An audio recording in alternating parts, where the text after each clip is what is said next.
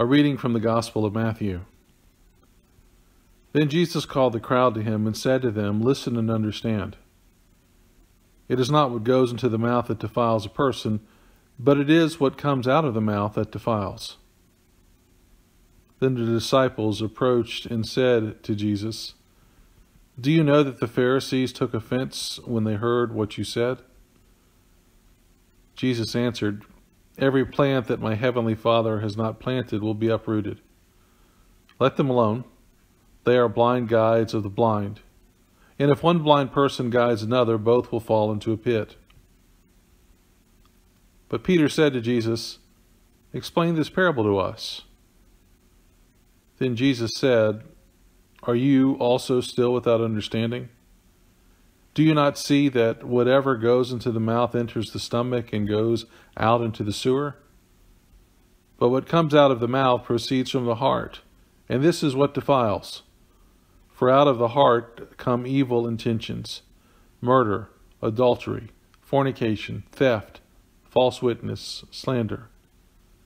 These are what defile a person. But to eat with unwashed hands does not defile." Jesus left that place and went away to the district of Tyre and Sidon. Just then a Canaanite woman from that region came out and started shouting, "Have mercy on me, Lord, Son of David. My daughter is tormented by a demon." But Jesus did not answer her at all. And his disciples came and urged Jesus, saying, "Send her away, for she keeps shouting after us." Jesus answered, "I was sent only to the lost sheep of the house of Israel." But she came and knelt before him, saying, "Lord, help me." He answered, "It's not fair to take the children's food and throw it to the dogs." She said, "Yes, Lord. Yet even the dogs eat the crumbs that fall from their master's table." Then Jesus answered her, "Woman, great is your faith. Let it be done for you as you wish." And her daughter was healed instantly. This is the word of the Lord. Thanks be to God. Give me your tired, your poor, your huddled masses yearning to breathe free, the wretched refuse of your teeming shore. Send these, the homeless, tempest-tossed, to me. I will light my lamp beside the golden door. It's a favorite of mine. I've referenced it many times before. An excerpt from the sonnet New Colossus, penned by poet and New Yorker Emma Lazarus. Since 1903, these words have been affixed to the pedestal below the Statue of Liberty, in bronze. It's a welcoming mat of sorts to those entering the country. Some of your forebearers unknowingly passed by the sonnet as they entered the port of New York, intent on planting their own roots and beginning something fresh in a new world. Added a generation after France brought liberty to New York Harbor, the sonnet has and will always be aspirational to those of us who are already here, pointing us to what our national identity can look like at its best. A people who see in the eyes of the tempest-tossed a neighbor or a brother or a sister or a friend. People who see our own faces. People striving to secure the same fruits of prosperity, health, and peace that we all seek beyond the storms, the tempests, and the endings of life. Give me your tired, your poor, your huddled masses yearning to breathe free. We, of course, don't always reach the lofty vision of New Colossus, but the sonnet still beckons us to reset when we falter, sow kindness when and where we haven't, and work to get it right, make it right, when we're not at our best. Jesus is not at his best. Now that might sound a bit scandalous to you, out of bounds, blasphemous even, but it's the undeniable truth of the gospel text. Jesus is not at his best. The second section of the gospel narratives depict Jesus in a low moment. We might call it a dip of body and spirit that arrive when the demands of ministry and the challenges of a desperate Canaanite woman test Jesus' endurance and his patience. Jesus doesn't pass the test at first. It's just become too much for him. It's all become too much.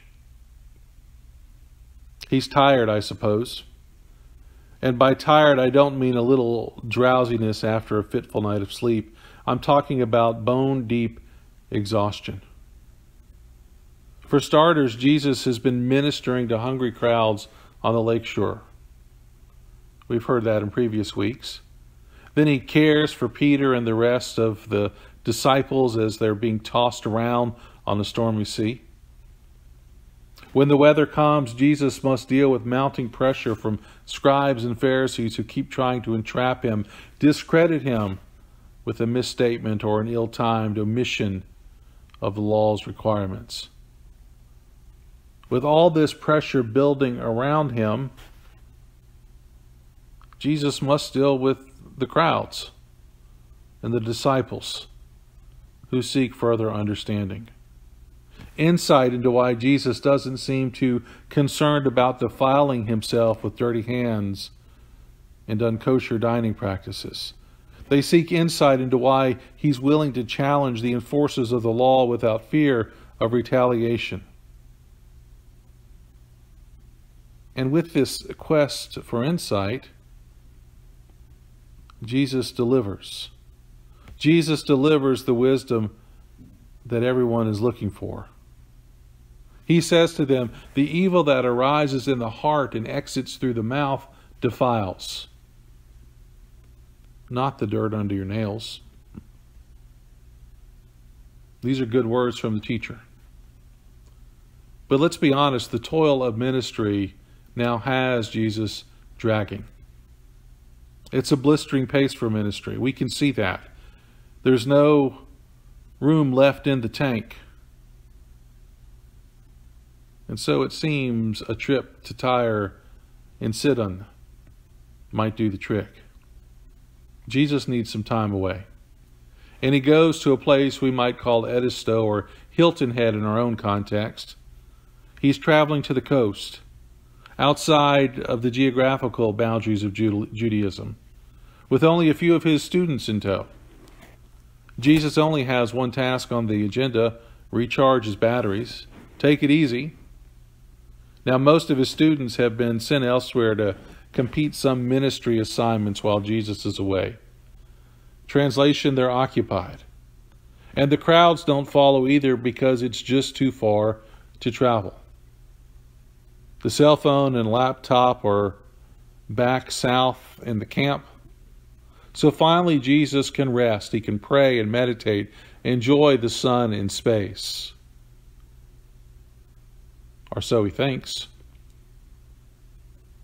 Have mercy on me, a voice cries out, interrupting the siesta. Have mercy on me. It's louder now. Have mercy on me, Lord, Son of David. My daughter is tormented by a demon. Now, Jesus ignores her at first. In the same way we might ignore the beggar in the parking lot or the stranded person walking down the interstate with a gas can in tow. But she's persistent. Have mercy on me, Lord. Now Jesus' senior disciples beg him to shoo this unwelcome Canaanite distraction away. And Jesus agrees with their recommendation. I was sent only to the lost sheep of the house of Israel, he says, in a flash of indifference and exclusion. His way of noting, this woman's not even one of my tribe. But she won't be denied, will she? Kneeling now, right there where he is resting, the Canaanite begins to beg for restoration of her tormented daughter. Lord, just help me. Help me, Jesus. Tied or not, Jesus' response to her is abrasive, if not altogether foul. It's not fair to take the children's food and throw it to the dogs, he says to her. Yes, he's calling her a dog. I'll take your crumbs, she responds. I'll take anything you can provide me right now to help my child. Have mercy on me. It's not his best moment, is it? And frankly, my excursus into Jesus' exhaustion and intent on just getting away for a few days doesn't dismiss his behavior. The callousness he shows when she simply asks for help. But notice how quickly Jesus shifts toward compassion. It seems that this persistent Canaanite woman has pressed the reset button, stirring Jesus back to a space of mercy, nudging him to see in her a weariness of body and soul that cannot be conquered with a 3-day weekend, but only through an outpouring of healing. Woman, great is your faith, he says to her in an abrupt change of heart. Great is your faith. Let it be as you wish. She is no longer a distraction to him, but instead a neighbor, a sister, a tempest-tossed child of God, seeking what all who follow Jesus seek: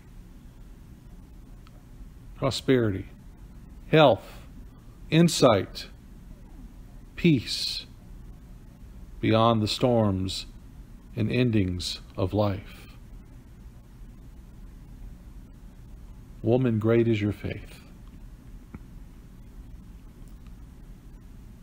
It's not his best moment,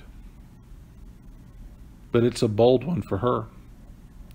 The persistence of a Canaanite woman who demands a response from Jesus shows us that faith is not always a simple matter. Great faith has us speaking up for ourselves and others, even when it seems no one is listening. Faith has us calling out the unfairness, challenging the status quo, and planting forgiveness even when all of the above put us in the unpopular column. Faith has us engaging the beggar and helping the stranded traveler even as we deal with our own trouble.